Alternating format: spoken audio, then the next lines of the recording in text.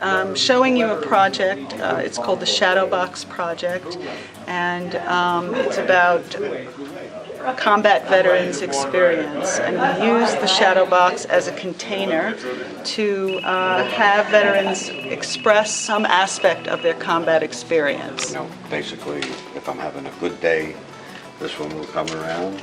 You know, the Greek tragedy and drama. Tragedy and comedy kind of thing, because really that's what life is all about, comedy and tragedy, right? This here, which is part of a enemy's AK-47 cleaning kit, is here. It's a two-part little jar. Half of it is filled up with solvent, and the other half is set with lubricant. And I found that in the woods over in Vietnam, and I've had that, and that was it. That was the only souvenir that I had.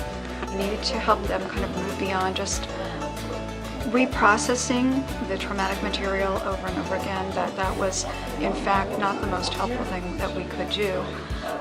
So we came up with the idea of creating a shadow box to contain the experience of Vietnam in a way that would memorialize it, but also would be a way to keep it from intruding on their consciousness, which is certainly one of the main problems of traumatic memory. It comes up when you don't want it to. This is a good visual, so I can like look at each picture and have like a different, it'll like flash back and take you back to that memory, and then it adds on. So it lets me deal with it instead of when you get a trigger, it's kind of like, you get a PTSD trigger, it's kind of like all over the place, you know? So this is kind of a way to funnel my positive mental energy in one spot. You know, now it's 2011, it's not 1968 anymore. This project certainly did help me, you know, make this real and concrete, as opposed to just a memory, just something that flashes in front of me if I smell something or hear something. It's there, and it's a good thing to be able to visualize it, and it's even a better thing to share it with other people.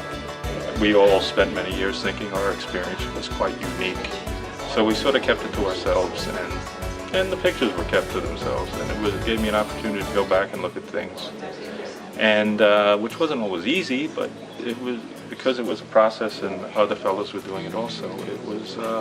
It was terrific. The connection system in the veterans is great. These guys kind of took me underneath their wing, and you know, really, you know, now I can see, like, even though 30, 40 years later, that some of the things I experienced, some of the stuff they did too. So, you know, I don't want people to just kind of show up and just, you know, see whatever. I want them to get a chance to learn me and, like, know who I am. So we put all those stuff inside. So a lot of these pictures that are here are, like, kind of like my like, I don't know, like darker, I guess, like my internal feelings that I didn't really want to share, and just pictures that I saw. We're here to help.